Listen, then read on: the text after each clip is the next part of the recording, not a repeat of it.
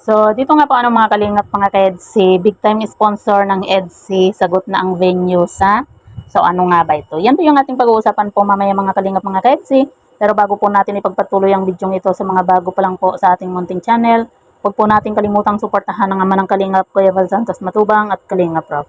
At paunawa panoorin po muna ang full video bago mag-comment para malaman ang nilalaman nito. So, dito nga po mga kalingap mga ka-EDSI, sa live nga po ni Kalingap Edu, nag-comment nga po itong si Red Zane at tinatanong nga po itong si Kalingap Edu at sinasabi nga po niya na sagot na nga daw po ni Sir Lito ang venue sa kasal. Sa kasal po yata, no?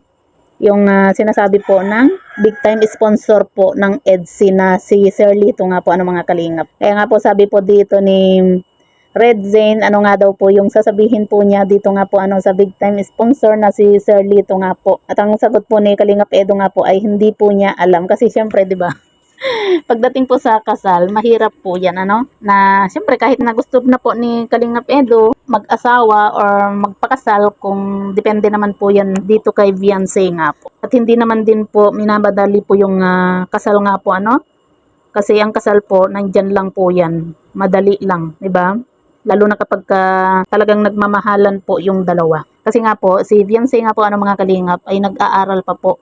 At alam naman po natin na priority din po ni Viancy na makapagtapos para matulungan po niya yung kanyang mga magulang nga po mga kalingap. At doon nga po sa vlog nga po mga kalingap na tinatanong kung sino yung susunod na ikakasal ay nagsigawan nga po itong mga K-boys.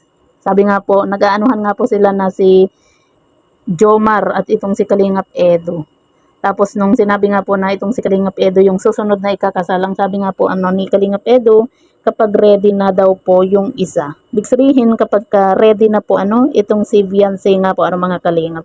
Kasi nga po alam naman po natin na bata pa po at nag-aaral pa po itong si Viancy. Ang pagpapakasal po kasi mga kalingap mga ka-EDSI, hindi rin po kasi madali, 'di ba? Kailangan talagang kilala na po talaga nila yung isa't isa, yung ugali po ng isa't isa, at nagkakaintindihan po talaga sila sa lahat po ng bagay.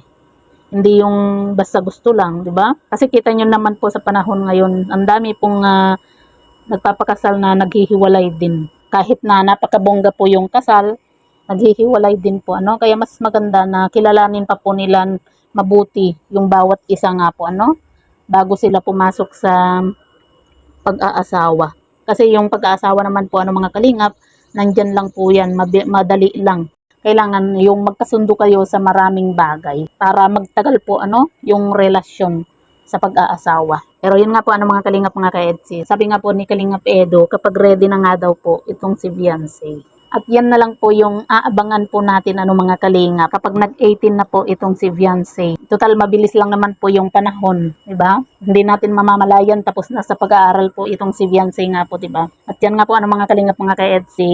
Kung sakaling mangyari po 'yon, nandyan po si Sir Lito na sagot na nga daw po yung venue sa kanilang kasal.